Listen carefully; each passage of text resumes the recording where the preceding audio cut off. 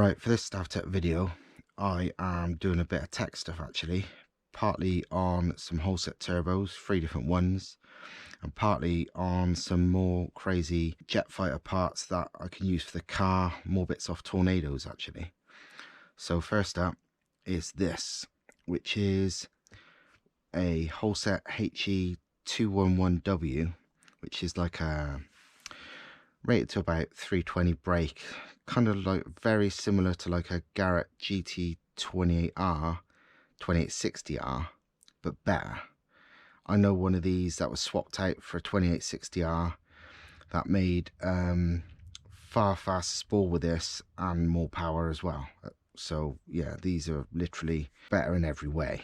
This one, however, is, as you might be able to see, fitted to a standard Volvo Redblock exhaust manifold, which, considering they're the weird Volvo flange, is a bit weird, but I'll show you how I did this soon. Yeah, this is the HE400, the bigger compressor version, which is quite rare, but I got this one off Compressor Racing. They've got a load of them in stock, and it's a much bigger compressor, almost like a HE221 size compressor, so must be good for about at least 350 brake, because they're good for 380 or so on a 221. But this is a 2-in-1, which has got pretty much the same size compressor, just a smaller turbine side. And yeah, it's a serious bit of kit, but very, very fast spooling. As standard, these come on a very modern new Cummins engine. That's a 2.8 diesel, so they're spool on anything. But they work really well on up to about 2 litre petrol. Much bigger than that, and it's probably not enough turbine for it. But what they are, like all of these small frame Holsets, are closely related to the Mitsubishi TD04 range, and the 211Ws have got basically the same turbine wheel dimensions and setup as a TD04L, so you can swap the housings over on a 2-in-1W straight to a TD04L, which is fitted to countless things as standard. Impreza WRXs, Volvo, Saabs, all kinds of stuff, which is how I managed to make this fit. And while it's got the same turbine wheel dimensions as TD04L, it's got a completely different compressor side and a different turbine wheel. It's not a TD04L wheel, it's a Holset one, which flows far more. So yeah, these are, you know, much better. They're like the ultimate evolution of a TD04L. So I'll quickly show you what I've done with this. But as you can see from this, actually, before I do anything else, it fits straight on. The oil feed and return is the correct direction. That's actually the standard oil return as well. You could reuse the original one. The actuator's in the correct place, everything. But you've got a proper 3-inch outlet as well, which is way bigger than the factory thing. And overall, it should be sort of a zero lag, but 300 plus capable setup for a Volvo Redblock. I'll quickly take this off and show you what I've done. Yeah, that, if you've never seen it, is the Volvo flange. They are weirdly T3 in bolt pattern, but I've got this raised lip. Some older Audis, Audi Quattros and whatever, are like this. And they've got this raised lips where T3 won't bolt on. You can machine this down and a T3 will bolt on, but sometimes you risk a bit of a leakage because it's very close on there. But this one's good because obviously it makes a good seal, so there's no gasket as standard to blow or anything. It's just a very good seal, but as you can imagine, fuck all bolts to it. So, you know, apart from original Volvo stuff. But as I said, because this is TD04L based, and pretty much all Volvos, from like ancient ones to relatively modern, have got this flange.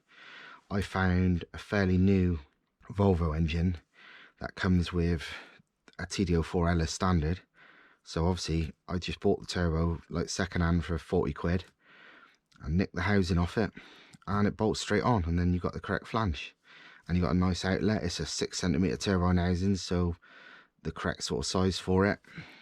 Plenty of flow, and it's bang on really. So yeah, I mean, as standard,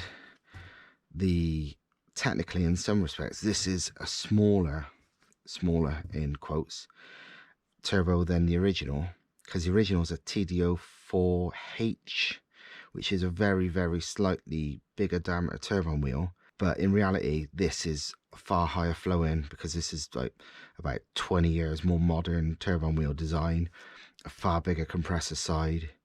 I mean, this thing, you know, is 300 plus all day long, potentially 350 brake turbo, but would spool faster than standard, I would say. And technically, going by turbine wheel size, it's very slightly smaller, but it's not really. And as you can see, the compressor side is pretty massive, but all bolts straight to the standard setup, and doesn't hit anything. You have room for a perfectly nice 3-inch downpipe as well. You know, even on right-hand drive cars with all the brake master cylinder and steering columns in the way. So yeah, in my opinion, this is literally the best sort of easy bolt-on upgrade for a Volvo Redblock you can get. Obviously, this will fit any other Volvo with this kind of flange, which is most of them. I think T5s are the same. I think this is off V70 or something. I think a 2-litre 4-cylinder one, a T4 engine. I'm not entirely sure, but anything with that flange, you just need to look at, because some of them are TD04L, some are TD04H, some are TD04HL. You need one with a TD04L turbine housing, and then it goes straight onto this 2-in-1W. Also though, HE400s, which I've mentioned in a previous video, they bolt to the HL housings. So if you want to fit a bigger 221W, and they're only a little bit bigger than this, and they still spool up ridiculously fast, these are by far better than the equivalent Garrett's and Borg Warners and anything, in my opinion. These are the best small frame turbos you can get. And this one, I did this just to check, to be honest. I didn't plan to use it as such, but now I've done it and I've realised how bloody good it is. I'm probably going to run this on the Volvo once this the other teething troubles I've got is figured out, because this should be bloody good. The only thing I will say is, because of the different tolerances with Mitsubishi and Holset turbos, you might find you have to very slightly either wire wheel or Dremel the turbine exducer bit of the housing out very slightly, not even a millimeter, but just a tiny bit, to stop the wheel rubbing. You might not. On I think 5-6 of these I've messed with, I've had to do it on 2, and it, you know, it's a DIY job, takes a few minutes. But don't just bolt it on and then think, oh shit, it's rubbing a bit, and think you've done something wrong. It's just these Mitsubishi tolerances versus the Holset ones are slightly different sometimes. So you might need to, you know, use a Dremel, use something to make the actual bore of the turbine bit, you know, only on the exducer side, about a millimeter or so bigger, maybe less than that. Some you don't have to at all. If you look at a lot of Holsets, these ones, the housings have got Mitsubishi logos on them because they are literally Mitsubishi housings. But it does depend, so you just got to do one or the other. Right, next thing to show you, and these aren't even mine, but I borrowed them off Compressor Racing just while I was down there getting that 2-in-1 to show you basically what this is, because this is pretty cool. They just picked up a load of these. They are, well, one's a HX40 and one's a HE400, which, although most people probably won't have heard of them, they're basically like the new versions of HX40. HX40 Evolution. Most of the parts are interchangeable, but a HE400 technically is a little bit better. But either way, these are both badass spec turbos for cars, and also they are dead new. I don't know if you can see there, but the packing date, 31st of July 2019. for both of these. These two are very similar turbos, but not quite, and I'll quickly show you now. Yeah, as they're brand new, genuine Holset jobs, they come in with the boxes, in the bags, everything. They come with a gasket kit. It's weird, they don't have a divided gasket, even though they've divided turbos, but I would run a divided one, but whatever. But it comes with all the various gaskets. Their internal gate turbos are standard, but I know hardly any of you will use an internal gate. But they come with the actuator and bracket if you want to run the internal gate.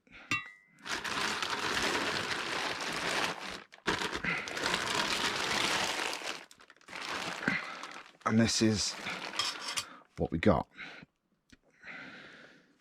Basically two Holset turbos that look almost identical and both badass, but they're not. They're slightly different. That is a very late spec HX40W. That is a brand new HE400, and they're both 16cm turbo housings. I'll show you. Can you see the number 16 there? But yeah, 16cm housings. So we'll spool it mega fast. People run HX40s even with much bigger housings on 3 litre and smaller engines. I've seen 16cm ones on 2 litre twin scroll setups, and they spool it mega quick. And considering these are good for 650, 700 brake, I mean the 60mm inducer one like this is proven at 700 brake. These are amazing turbos for the money. I mean, they've got these listed at 500 quid on eBay, and obviously away from eBay you'd get 10% off that. So what's that? Well, yeah, 450 quid. But yeah, there is a few differences. Although it looks identical, this HX40 has got the 60mm inducer compressor wheel, which is the biggest one, the one a lot of people call HX40 Supers. This one's proven at like 700 brake, and it's the biggest one you get. It's 85mm overall diameter, but the biggest inducer. This one, which is the HE400, slightly smaller, only 58, it's only 2mm smaller, still a 85mm, but that's still good for at least 650. It might well do the full 700, I'm not sure, but the difference is very small. But this is the biggest one, this HX40, the biggest HX40 compressor wheel you can get. They're both the 7-blade late ones, and yeah, they're both awesome.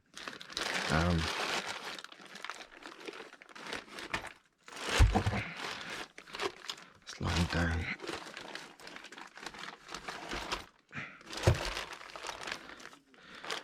Yeah, turbo inside, you've got, they're both T3 twin scroll. Obviously twin scroll helps loads of spools, so I'd run twin scroll if I could, but you could run it single scroll if you wanted to. Both 16cm housings, so it's about as small as you'd want to go on a HX40 size turbo. In AR terms, for a turbo this size with a turbo wheel size like that, this is technically about AR 0.85, and I'm sure all you understand that it's pretty small and fast spooling. It's bang on. As you see, they're pretty compact. As I mentioned, they're internal gate, but it takes 2 seconds to weld that up, so, and that's what everybody does, so you don't have to worry about that fact. How they get quite different is on the turbo wheel. If I put them side by side, I should be able to show you. Hang on, let's see if I can change the light. Yeah, this is the HX40, and it's got the normal 12-blade Holset HX40 turbo wheel. This has got the slightly smaller extruder compared to some. I think it's 64 instead of 67, which helps with spool. But yeah, these flow brilliant. They work really well. They're really efficient, and they're well known to be great. But it's a normal 12-blade. If you look at this one, HE400 has got a 10-blade wheel, a completely new design, basically an even better version. So lighter weight, should flow a lot more, supposedly spools even faster and more efficient, and exactly the same size, but is even better. So while it's got a very slightly smaller compressor side, it's got an even better turbo inside. So which one is best? I doubt if there's much in it because they're both so good. I would say if you want maximum power, maybe this one because it's got a slightly bigger compressor. If you want the full 700 or maybe more, but this one's probably better. Anything up to at least 650, maybe more, I don't know. I mean, you could probably look into it and see, and somebody probably has got over 700 with that 58mm inducer compressor, but I don't know for sure. But yeah, this is slightly bigger compressor, but only tiny bit. This has got the same size turbo and wheel, but a better design. So the choice there is yours. Right, final thing worth showing you on these is anyone who knows HX40s and 35s normally knows the turbine outlet is normally like a 2.5-inch V-band, and so it's not the best size in the world, so you'd always go straight out to like a 3-inch downpipe from there, and it's fine, but you know, it could be better. And some people to get maximum performance used to cut off the back and weld like a 3-inch V-band or whatever straight to it, but these solve that problem. As you can probably see with this, these V-bands are big. They're actually 3.5-inch. Here is a 3.5-inch V-band I've got kicking around, and I'll show you what I mean. There's trouble with V-bands. There's not a university accepted overall diameter, so but the good thing about them as well is it doesn't matter. They can be a few millimeters out and it don't make any difference. It still seal. And so yeah, 3.5-inch V-band. I'll only do it finger tight to show you. So yeah, as you can feel or see, hopefully, that is solid and bang on. So yeah, you'd have a HX40 or HE400 straight to a 3.5-inch downpipe.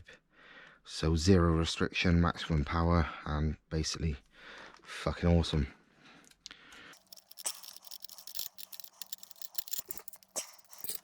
Final thing with these is on about welding up the internal gate. That is a piece of piss because it is literally under there. So you just undo these 5 bolts, which is, you know, 13mm bolts, easy. Pop it off. There's a little gasket there. Just take that off.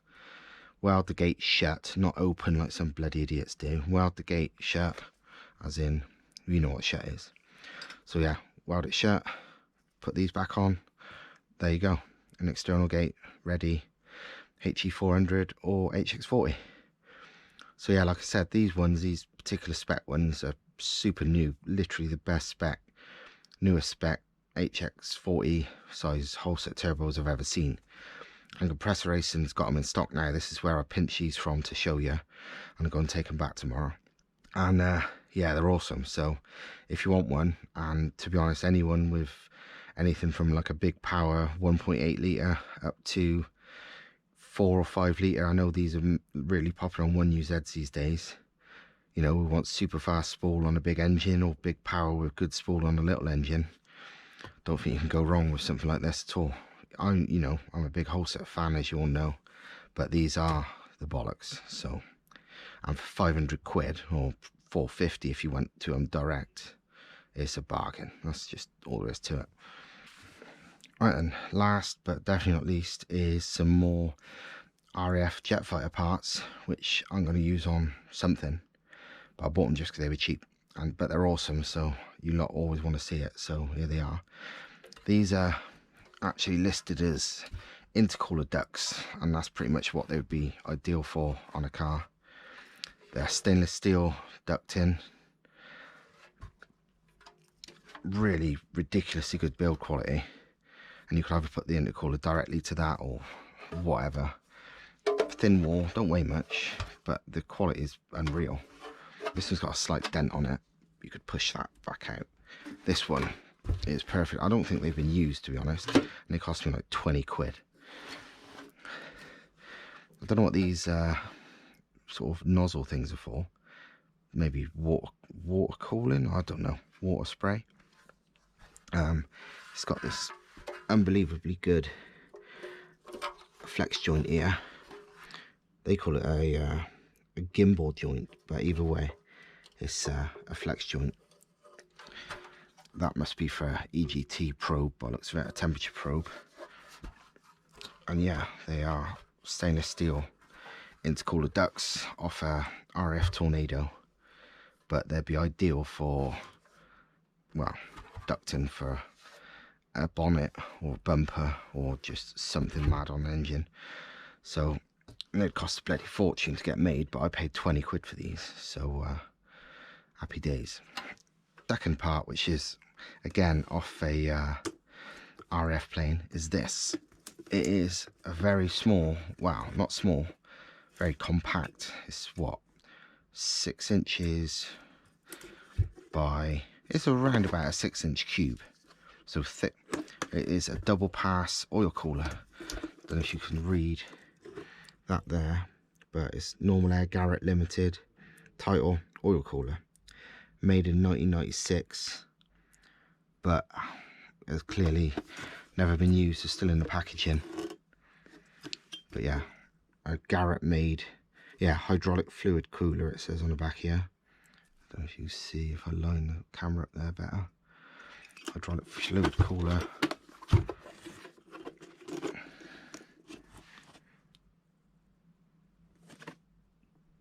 Garrett oil cooler.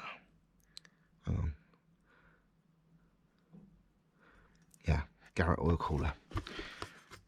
And this is still got all the the covers over it to stop the fins getting damaged, but I'll take them off to show you.